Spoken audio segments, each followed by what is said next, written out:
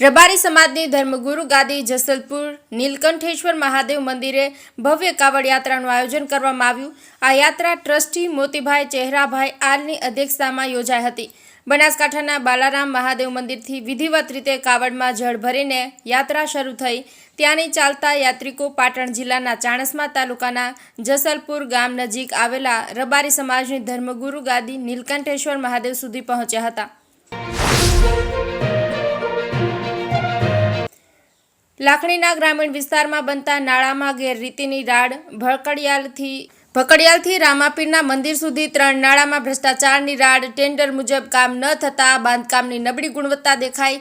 Cement અને લોખંડ વાપરવામાં પણ કંજુસાઈ કરી હોવાની વિગતો। બનેલ બાંધકામની દિવાલો ધોળી દેખાતા સિમેન્ટની ગેરરીતિ આવી સામે। તાલુકાના ઉચ્ચ અધિકારીઓની કામ બાબતે કડક સૂચના છતાં કોન્ટ્રાક્ટરની મનમાની। ગેરરીતિમાં બનાવેલા નાળા કેટલા સમય ટકશે એ સવાલ ચર્ચાના એરણે। ધાનેરા પોલીસે અલગ અલગ થયેલા 2 ચોરીનો ભેદ ઉકેલ્યો। રાજમંદિર સામે ઇલેક્ટ્રિક દુકાન અને થરાદના વડગામડાની અલગ અલગ દુકાનમાં કરી હતી ચોરી। ધાનેરા પોલીસે પેટ્રોલિંગ દરમિયાન શંકાસ્પદ માણસની કડક તપાસ કરતા ભેદ ઉકેલાયો। 2,16,215ના મુદ્દામાલ સાથે આરોપીની અટકાયત કરી આગળની કાર્યવાહી હાથ ધરાઈ।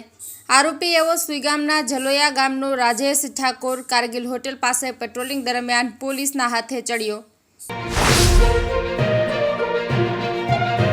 થરાદ વાવના શિવભક્તો માટે એસટી બસ ડેપો દ્વારા પવિત્ર શ્રાવણ માસમાં સોમનાથ જ્યોતિર્લિંગના દર્શન કરવા બસ શરૂ કરી। થરાદ વાવ સુઈગામ પંથકના શિવ ભક્તો માટે પવિત્ર શ્રાવણ માસમાં સોમવારે સોમનાથ દાદાના દર્શન કરવા એસટી બસ સેવા શરૂ કરવામાં આવી, જે થરાદ ડેપોમાંથી દર રવિવારે સાંજના 4 કલાકે ઉપડશે અને સોમવારે સવારે વહેલા સોમનાથ પહોંચશે।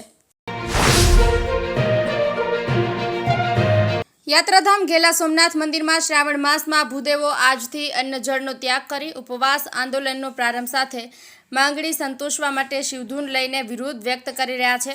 ગત તારીખ 30 જૂનના રોજ ભટ્ટ પરિવારના સદસ્યો જિલ્લા કલેક્ટરને આવેદન આપ્યું હતું, જેમાં ઘેલા સોમનાથ મંદિરમાં 630 વર્ષથી ભટ્ટ પરિવાર દ્વારા ઘેલા સોમનાથ મહાદેવની આરતી પૂજા વેજલદાદા ભટ્ટ વખતથી ચાલતી આવે છે, જેનો ઇતિહાસ આજે પણ ઘેલા સોમનાથ દાદાના મંદિરમાં રાખવામાં આવેલા છે।